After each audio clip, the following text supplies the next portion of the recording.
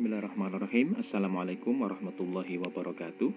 Yang kami hormati seluruh peserta seminar Litkayasa lingkup Kementerian Kelautan dan Perikanan yang diselenggarakan oleh Balai Maros. Perkenalkan, saya Ivan Kavianto, Kepala Subbagian Jabatan Fungsional Sekretariat BSDM. Pada kesempatan kali ini mungkin kita akan singkat saja, kita akan membahas sedikit mengenai pengelolaan dan pembinaan Jabatan Fungsional Teknisi Litkayasa lingkup Kementerian Kelautan dan Perikanan. Sebagaimana Bapak Ibu mungkin sudah mengetahui, dan ini adalah kitab sucinya Teknisi Litkayasa. Pertama kali Bapak Ibu juga harus memahami dulu. Sekarang zamannya adalah kita care dulu dengan kita sendiri. Kita harus memahami dulu peraturan-peraturan yang ada, baru kalau tidak ngeh atau tidak tahu kita mencari info yang lain. Jangan kita tidak tahu peraturannya, tapi tahu-tahu kita langsung menanyakan ini itu. Alangkah bagusnya kita punya dulu, kalau tidak ada kita bisa download mungkin Kepmenpannya yang terbaru, kemudian keputusan bersama Kepala PKN, kemudian Kepala BPPT. Ini semua adalah sudah lama sekali ya Teknisi Litkayasa. Info yang diperoleh dari BPPT juga mereka sedang menyiapkan revisi atau perubahan peraturan Menpan tentang Jabatan Fungsional Teknisi Litkayasa, karena udah dari 2003 sudah hampir 20 tahun ya, mungkin lebih ya. Nah, tentu dalam hal ini ada 3, yaitu peraturan Menpannya, kemudian peraturan bersama Kepala BPPT dan Kepala PKN tentang petunjuk pelaksanaan.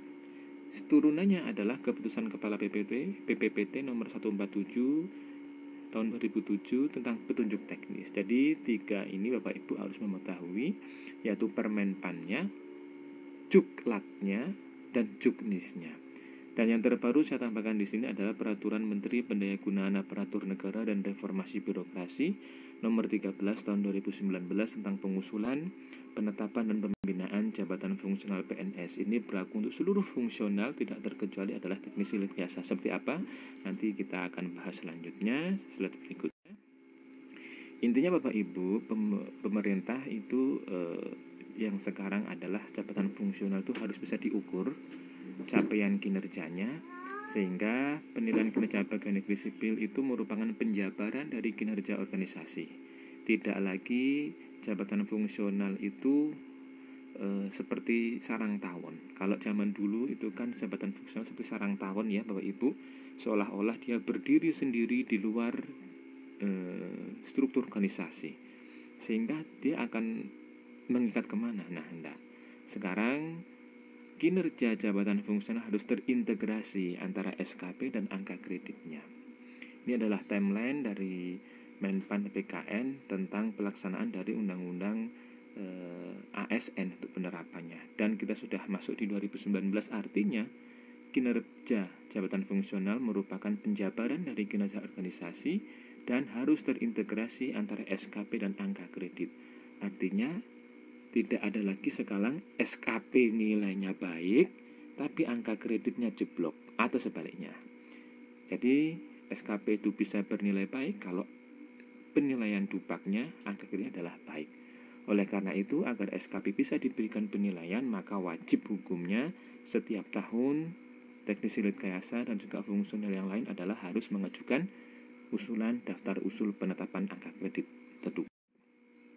Ini Bapak Ibu penyusunan kebutuhan jabatan fungsional, sedikit sepintas saja. Intinya mungkin Bapak Ibu kemarin juga Teknisi Litkayasa maupun fungsional yang lain kemarin merasakan ya Bapak Ibu, angka kredit saya sudah mencukupi, tapi kok tidak bisa naik jabatan. Kenapa? Oh, ternyata setelah dilihat adalah tidak ada formasinya. Nah, ini harus diantisipasi Bapak Ibu. Jadi formasi itu tidak sembarangan. Data formasi itu nanti dituangkan dalam peta jabatan.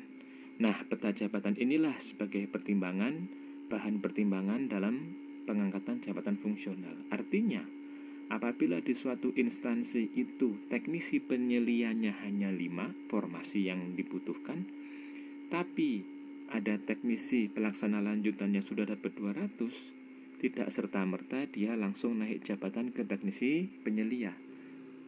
Karena apa? Karena tidak ada formasi. Kalau dipaksakan bagaimana? Kalau dipaksakan nanti harusnya untuk 5 orang, tapi diisi 6 orang. Akhirnya yang terjadi adalah rebutan angka kredit. Akhirnya semuanya bisa menjadi korban. Artinya 6 orang itu bisa jadi tidak bisa mengumpulkan angka kredit yang dipersyaratkan. Jadi Bapak Ibu sekarang tidak perlu ragu, risau gitu ya. Kenapa saya tidak bisa naik jabatan? Tapi yang terpenting di sini adalah capaian dari SKP-nya adalah baik. Jabatan itu nanti akan datang sendiri, sama seperti halnya struktural. Di tempat kami ada 4 eselon 3. Apakah iya eselon 4 yang sudah memenuhi syarat bisa langsung naik semua ke eselon 3? Tentu tidak, karena eselon 3-nya sudah terisi. Lain halnya kalau harusnya ada 4 eselon 3, terisi 3, maka ada peluang 1 eselon 3 yang kosong diisi oleh eselon 4 yang lain. Semahalnya juga dengan fungsional demikian. Ini Bapak Ibu beberapa pengangkatan melalui jabatan fungsional. Jadi untuk peraturan yang baru sekarang ada pengangkatan pertama. Ini adalah step yang 1. Pengangkatan pertama adalah untuk pengangkatan hanya dari calon CPNS-nya, formasinya jabatan fungsional itu. Perpindahan dari jabatan lain ini yang banyak. Ini adalah orang-orang yang bukan calon jabatan fungsional teknisi Lidkayasa katakanlah, tetapi ingin beralih ke jabatan fungsional teknisi Lidkayasa dan sudah memiliki pengalaman minimal 2 tahun untuk melakukan kegiatan teknisi Lidkayasa. Maka yang bersangkutan bisa mengajukan dupak dan bisa dipertimbangkan untuk menjadi diangkat teknisi Lidkayasa apabila memenuhi syarat angka kredit dan juga tentu harus sudah lulus diklat teknisi Lidkayasa. Penyesuaian atau impasing, nah ini Bapak Ibu sekarang masih ada masa impasing, diberikan waktu sampai dengan 2021. Bisa nanti penyesuaian impasing bisa diusulkan dan nanti yang akan memproses adalah BPPT selaku instansi pembina. Nanti yang bersangkutan BPPT setelah kita usulkan nanti akan melakukan uji kompetensi. Bapak Ibu akan diuji kompetensi, apabila lulus maka bisa dipromosikan atau diangkat menjadi jabatan fungsional teknisi Lidkayasa. Sedangkan yang keempat mengenai promosi ini masih belum jelas karena kita masih menunggu juknisnya. Intinya pengangkatan pejabat fungsional dalam jenjang lebih tinggi karena memenuhi persyaratan kenaikan jabatan ini adalah promosi. Nah, pengangkatan jabatan fungsional ini dilaksanakan apabila persyaratan terpenuhi, yang antara lain lulus uji kompetensi, memiliki integritas dan moralitas yang baik, dan tersedia formasi jabatan yang akan diduduki. Yang paling penting adalah pastikan ada formasi. Gitu ya Bapak Ibu. Selanjutnya, ini ada yang terbaru dari pengangkatan. Kalau yang lama pengangkatan fungsional yang penting punya dupak, punya angka kredit, kemudian diajukan, nilai SKP-nya baik, maka dia bisa diangkat. Kalau sekarang lain, yang pertama ada memenuhi angka kredit kumulatif, kemudian lulus uji kompetensi, kemudian tersedia lowongan atau formasi, kemudian mendapatkan clearance dari Ijen bahwa yang bersangkutan tidak mempunyai masalah kepegawaian atau masalah yang lain, kemudian ada penetapan SK pengangkatannya, dan dilantik. Ini yang membedakan sekarang adalah ada pelantikan. Kemudian menandatangani fakta integritas dan PNS yang bersangkutan dapat menduduki jabatan fungsional. Untuk lulus uji kompetensi memang saat ini belum diberlakukan karena sesuai dengan Permenpan 13 2019 uji kompetensi akan dilakukan apabila instansi pembina sudah mengatur, yaitu BPPT. Nah, untuk ini dibatasi dalam Permenpan tersebut dalam waktu 3 tahun, maka ketentuan tentang fungsional harus sudah menyesuaikan Permenpan 13 2019. Artinya 3 tahun ke depan dari 19 yaitu 2020, 2021, 2022, nanti 2022 sudah wajib lulus uji kompetensi. Ini Bapak Ibu yang akan dilihat mengenai apa saja sih uji kompetensinya. Ada 3 macam, yaitu uji kompetensi manajerial, sosial, kultural, dan teknis. Nanti bisa dibaca masing-masing. Intinya manajerial itu diukur dari tingkat pendidikan, pelatihan struktural atau manajemen, dan pengalaman kepemimpinan. Teknis diukur dari tingkat spesialisasi pendidikan, pelatihan teknis fungsional, dan pengalaman bekerja secara teknis. Jadi kalau Lidkayasa pelaksanaan kegiatan pelayanan perekayasaannya. Sosial kultural diukur dari pengalaman kerja berkaitan dengan masyarakat majemuk dalam hal agama, suku, budaya, sehingga memiliki wawasan kebangsaan dan sebagainya. Ini sepintas hal-hal diatur dalam PP 11 2017 tentang manajemen PNS dan juga dalam Permen 13 2019 yang baru. Nah, ini Bapak Ibu, pemberhentian dari jabatan fungsional. Pemberhentian dari jabatan fungsional, kalau yang lalu ada ketentuan yang tidak bisa mengumpulkan angka kredit atau tidak bisa naik pangkat selama 5 tahun, maka diberhentikan sementara. Kemudian dikasih waktu 1 tahun, di 5 tahun tambah 1 tahun 6 tahun. Kalau tetap tidak bisa naik pangkat atau naik jabatan, maka diberhentikan dari jabatan fungsionalnya. Sekarang tidak ada lagi. Sehingga Bapak Ibu tetap saja kalau tidak mengajukan upah, bisa saja tetap dalam jabatan fungsional tanpa ada pembebasan sementara. Karena langsung pemberhentian gitu ya, karena dilihatnya bukan lagi dari angka kredit tapi dari capaian target SKP per tahunnya. Jadi dapat diangkat kembali apabila diberhentikan sementara sebagai PNS, menjalani cuti di luar tanggungan negara, tugas belajar lebih dari 6 bulan, ataupun tugaskan secara penuh di luar jabatan fungsional, misalnya struktural dan sebagainya. Tidak ada lagi ketentuan tentang pemberhentian sementara karena angka kredit, jadi aman. Kecuali kalau mengundurkan diri dari jabatan teknisi rekayasa atau tidak memenuhi syarat jabatan, maka tidak dapat diangkat kembali sampai pensiun. Gitu ya. Selanjutnya, rangkap jabatan juga tidak boleh. Sekarang jabatan fungsional apapun tidak boleh rangkap jabatan, kecuali adalah jaksa dan juga diplomat. Selanjutnya, ini mungkin nanti kita lewat dulu. Yang penting yang sekarang terbaru adalah pelaksanaan pembinaan Japfung itu ada clearance dari Itjen, ada formasi, ada perjanjian kinerja dan uji kompetensi lulus. SKP nanti bisa Bapak Ibu baca.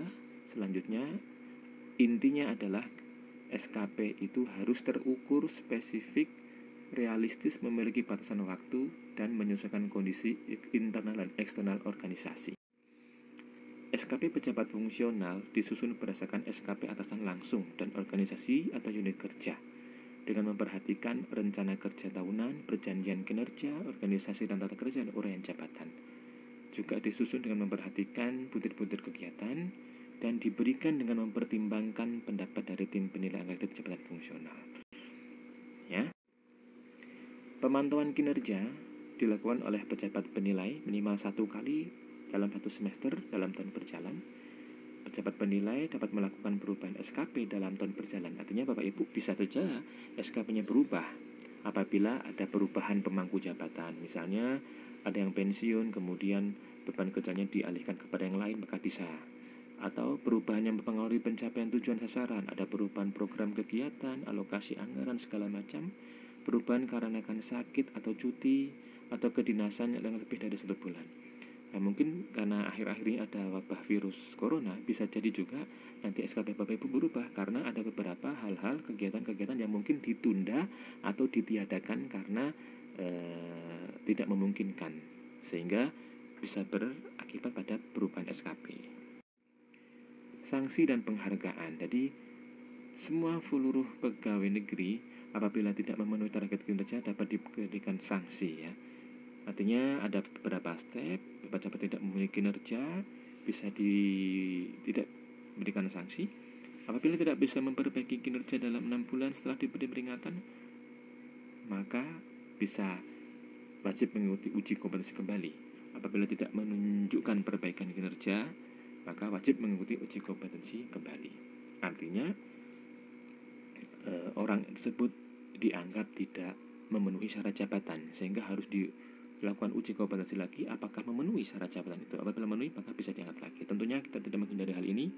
Yang penting adalah kita harus bisa menyelesaikan target kinerja. Oleh karena itu target kinerja jangan muluk-muluk, tapi proporsional, rasional, sesuai dengan target organisasi. Kita masuk ke topoksi teknisi Litkayasa, Bapak Ibu harus perhatikan betul-betul bahwa fungsional teknisi Litkayasa mempunyai tugas pokok melakukan kegiatan pelayanan, penelitian, dan perekayasaan. Ingat, tugas pokoknya adalah ini: pelayanan, penelitian, dan perekayasaan.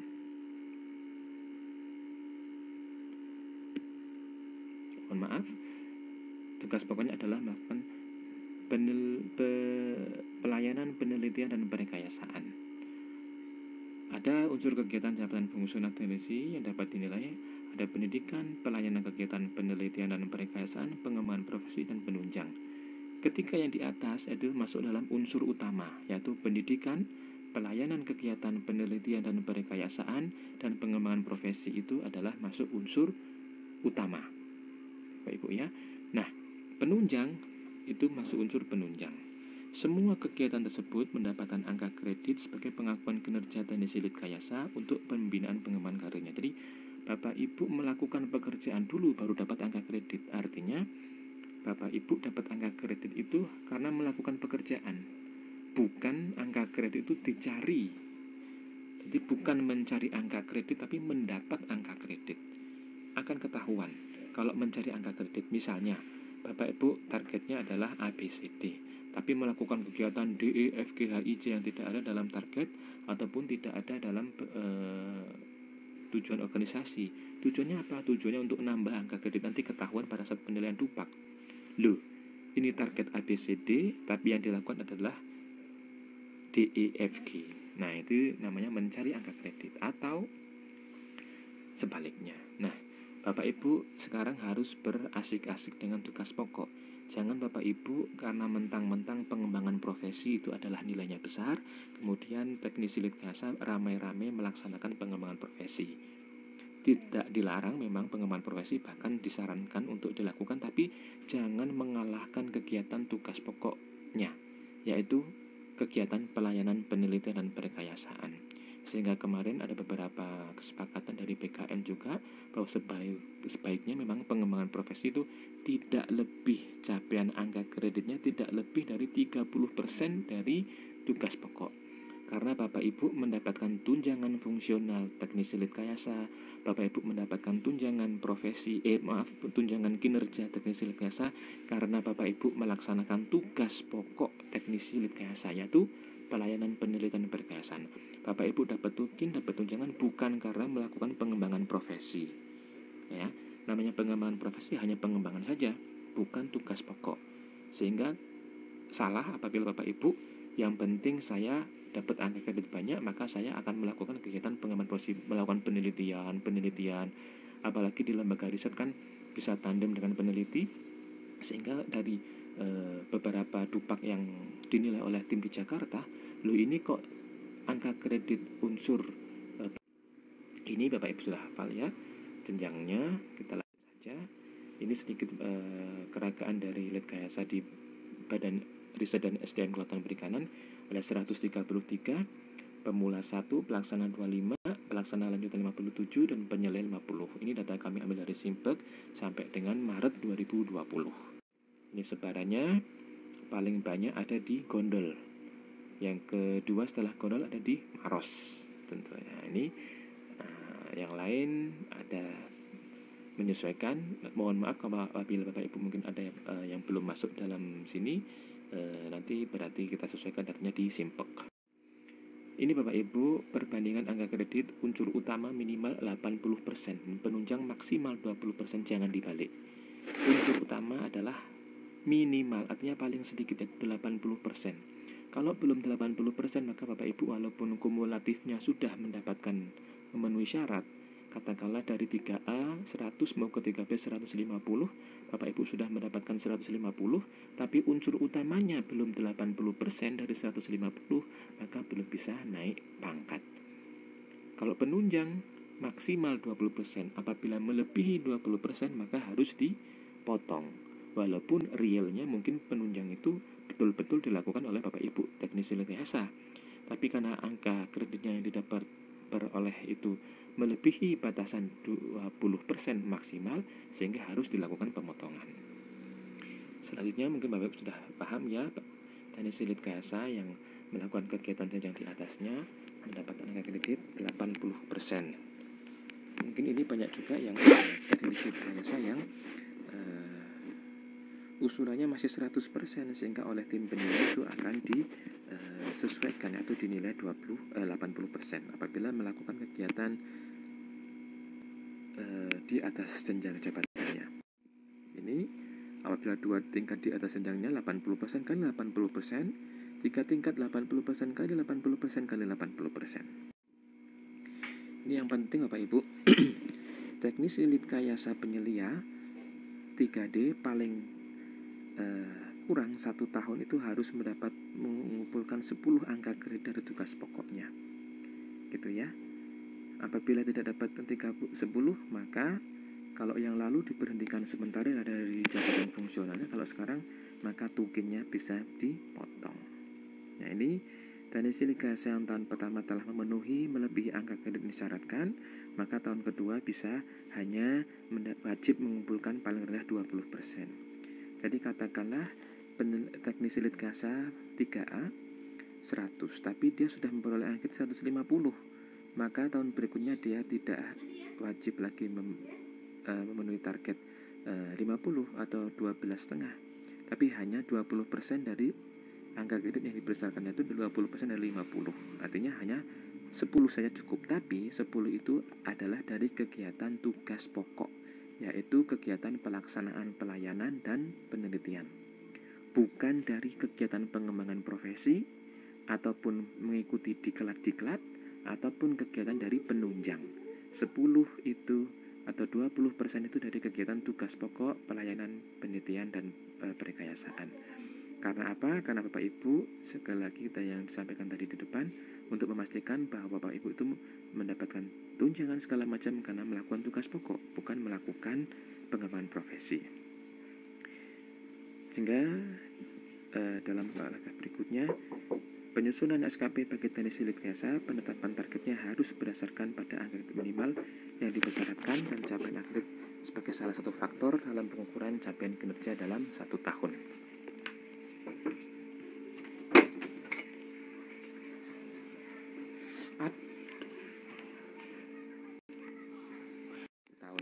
Tentang tukin, ada beberapa pegawai yang mendapatkan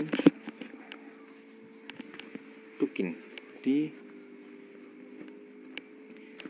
Pegawai yang meninggalkan tugas untuk tugas belajar tanpa SK tugas belajar tidak diberikan tukin. Nanti Bapak Ibu bisa baca sendiri.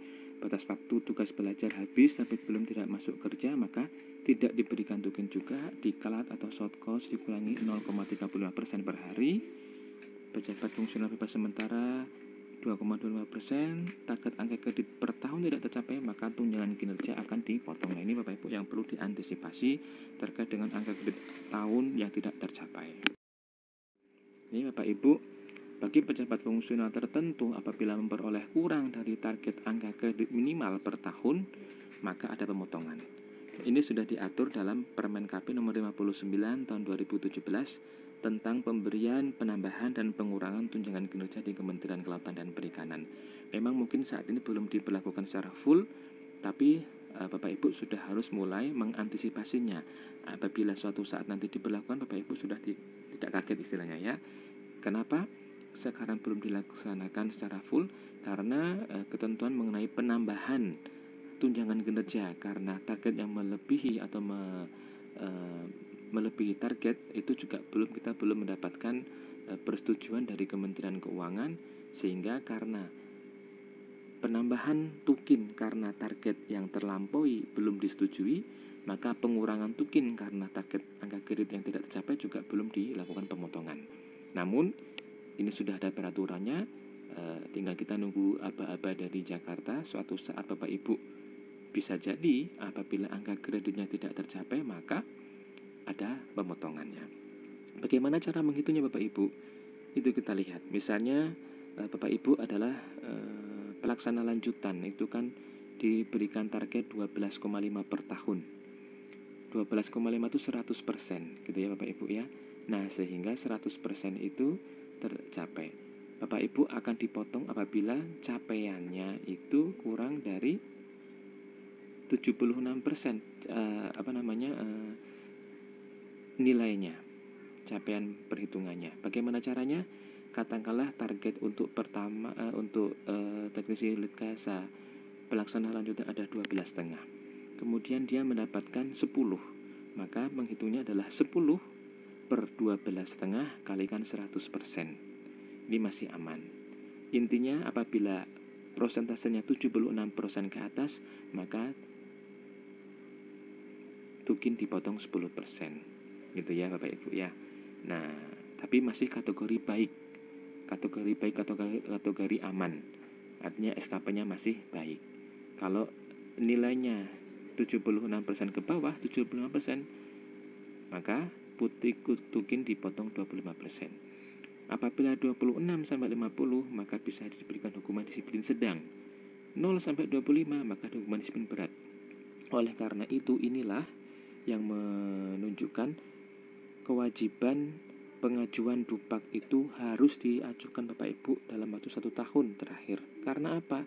Jangan sampai karena kita tidak mengajukan dupak dalam 1 tahun terakhir sehingga kinerja kita tidak terukur. Apabila tidak terukur, maka bisa jadi disamakan dengan capaian kerjanya adalah 0%. Apa hukuman untuk kegiatan yang target minimumnya 0%? Yaitu hukuman disiplin berat. Apa saja hukuman disiplin berat? Ada turun pangkat 3 tahun, ada pemindahan dalam rangka penurunan jabatan, pembebasan dari jabatan, pemberhentian dengan hormat, pemberhentian tidak dengan hormat. Nah, ini jangan sampai kita mendapatkan hukuman disiplin berat hanya karena kita malas mengajukan dupak, Bapak Ibu ya. Ini kewajiban PNS fungsional melaksanakan tugas pokok dan sesuai SKP, kemudian menyusun sasaran kerja pegawai setiap tahun, dan mengajukan penilaian akhir atau dupak. Sanksinya ini tadi sudah saya sampaikan, SKP disusun berdasarkan tugas pokok dan harus selaras dengan kebutuhan organisasi. Akan saya percepat karena sudah cukup lama, nanti mungkin akan kita banyak pada saat diskusi. Penilaian kerja ini ya Bapak Ibu ya, wajib melaksanakan butir-butir kegiatan dan pengakuan kinerjanya dikonversikan dalam bentuk angka kredit. Sehingga setiap teknik silit kasa wajib mencatat dan menginventarisasi semua kegiatan yang dilakukan dan dituangkan dalam dupak, dan dupak wajib diusulkan minimal 1 kali dalam 1 tahun. Dan tim penilai bertugas mengevaluasi keselarasan hasil kerja dengan tugas yang disusun dalam SKP serta menilai capaian kerja dalam bentuk angka kredit pejabat fungsional. Jadi tim penilai sekarang tidak lagi melakukan penilaian angka kredit berdasarkan bukti fisik, artinya mengajukan ini dapat ini, tapi tim penilai juga bertugas mengevaluasi keselarasan hasil kerja dengan tugas yang disusun dalam SKP. Artinya apabila SKP-nya berbunyi A tapi dupaknya yang dilakukan adalah kegiatan B yang tidak ada dalam SKP, bisa jadi disesuaikan. Tadi misalnya adalah minimal kok lebih banyak kegiatan pengembangan profesi karena dia banyak mengajukan jurnal, banyak mengajukan tulisan, banyak mengajukan makalah, atau terlalu banyak kegiatan seminar segala macam. Bukan tidak boleh, tapi adalah harus proporsional. Itu semua dilakukan jangan sampai melebihi angka kredit yang diperoleh dari kegiatan tugas pokok utama dari teknik silit kasa, yaitu melakukan pelayanan, penelitian, dan perekayasaan. Ini dari pengalaman pengajuan dupak yang ada, kita dapat disimpulkan ada 2 macam sebenarnya. Yang dari pengajuan itu apa? Tidak setiap tahun mengajukan dupak, sehingga angka kreditnya itu akan nanti kelihatan oleh tim penilai. Atau tidak semua kegiatan dilaporkan, atau sebaliknya. Ya. Tidak setiap tahun mengajukan dupak. Oleh karena itu, kita sampaikan dalam kesempatan yang baik ini, Bapak Ibu harus mengajukan dupak minimal 1 tahun sekali, sehingga kinerja capaian kegiatan Bapak Ibu dalam 1 tahun bisa terukur. Kalau tidak terukur, nanti takutnya Bapak Ibu masuk kategori capaiannya tidak terdefinisi, sehingga masuk disamakan dengan 0% capaiannya. Kemudian dalam penilaian dupak kenapa kok sering berbeda? Mungkin ini, tidak semua kegiatan dilaporkan. Artinya Bapak Ibu banyak sekali kegiatan, cuman karena mungkin malas mengumpulkan bukti fisiknya atau mungkin hilang sehingga tidak dilaporkan, ini rugi, sehingga Bapak Ibu mengalami pengurangan kredit. Atau sebaliknya, melaporkan kegiatan yang tidak dilakukan. Nah, ini banyak terjadi juga Bapak Ibu ya, tidak hanya di kayasa tapi di fungsional yang lain juga banyak, yaitu kegiatan yang tidak dia lakukan dia laporkan. Ini ketahuan nanti pada saat penilaian angka kredit. Artinya ini berarti mencari angka kredit, bukan memperoleh angka kredit. Kalau memperoleh angka kredit, Bapak Ibu bekerja, nah Bapak Ibu melakukan pekerjaan A, B, C, D, dapat angka kredit. Tapi kalau mencari angka kredit, Bapak Ibu ngarang kegiatan ini, plagiat, melakukan ini, itu, yang penting dikonversikan ke angka, nanti ketahuan. Tim penilai sudah mempunyai formulasinya dan intuisi tim penilai nanti akan, wah ini kayak dilakukan. Sehingga ditelusuri lebih lanjut, betul bahwa kegiatan tersebut adalah kegiatan rekayasa. Ini berbahaya. Ini mungkin Bapak Ibu bisa dibaca saja. Nanti ini sedikit tambahan mengenai beberapa hal yang ada dalam Permenpan nomor 13 tahun 2019. Ini Bapak Ibu, angka kredit tahunnya berapa sih? Mungkin Bapak Ibu bertanya-tanya. Ini untuk ini kita menggunakan nama nomenklatur yang baru ya. Kalau sesuai dengan peraturan yang baru itu namanya adalah pemula, terampil, mahir, dan penyelia. Kalau masih bingung, itu di bawah yang kolom kuning sudah saya cantumkan. Pemula itu adalah kalau dulu namanya adalah pelaksana pemula, terampil itu adalah pemula, mahir itu adalah pelaksana lanjutan. Kalau penyelia tetap itu adalah angka kredit per tahun. Jadi kalau pemula atau pelaksana pemula itu setiap tahun hanya butuh target 3,75. Pemula atau terampil itu dapat targetnya adalah 5 per tahun. Pelaksana lanjutan atau mahir itu adalah 12,5 per tahun. Dan penyelia adalah 25 per tahun. Ini adalah 25, ini adalah bagi penyelia di pangkat 3C. Untuk ke 3D maka dia ditarget adalah 25 per tahun. Cara ngitungnya sebenarnya dari angka kredit yang diperlukan. Misalnya penyelia 3C 200-an, untuk ke 3D dia harus dapat 300, sehingga 300 kurangi 200, 100. 100 ini idealnya dibagi dalam 4 tahun untuk bisa naik pangkat, sehingga ketemu angka kredit 25 per tahun. Artinya bisa lebih, bisa kurang. Apabila melebihi, ada ketentuan baru yang penting dan wajib saya sampaikan di sini, dan ini sudah berlaku, yaitu adalah capaian angka kredit ditetapkan paling tinggi 150% dari target angka kredit minimal per tahun. Jadi apabila misalnya katakan untuk teknisi pelaksana lanjutan 1 tahun dia targetnya 12,5. Kemudian faktanya dia mendapatkan angka kredit 20. Ini sebenarnya kalau 20 juga sangat ini ya, artinya wah jangan-jangan tidak pernah tidur nih teknisi likas tersebut ya.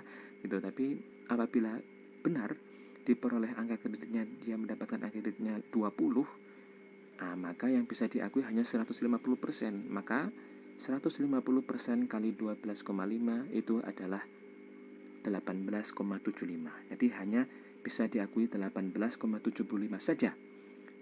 Sisanya sebanyak 2,5 harus dihapus atau di scrap karena melebihi dari 150%. Mungkin Bapak Ibu, kenapa ada peraturan ini? Ini merugikan, memang merugikan, tapi mungkin di dalam hal ini Menteri Pendayagunaan Aparatur Negara Menpan ingin memastikan bahwa sudahlah, jabatan fungsional itu jangan targetnya mencari angka kredit, tapi adalah melakukan kegiatan namun yang berkualitas.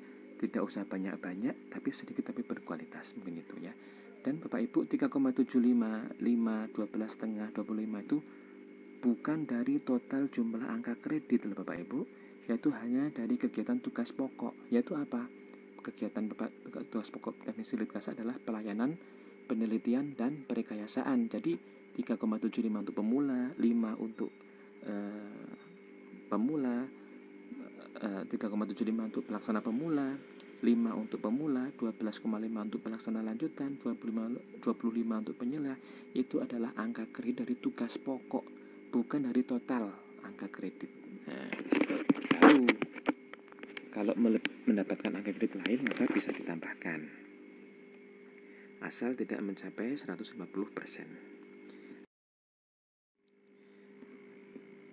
Intinya sebenarnya demikian Bapak Ibu ya. Kinerja jabatan fungsional itu harus direncanakan. Selain itu, target yang harus dicapai harus jelas dan ada manfaat yang dihasilkan. Itulah hasil kerja atau output dari jabatan fungsional.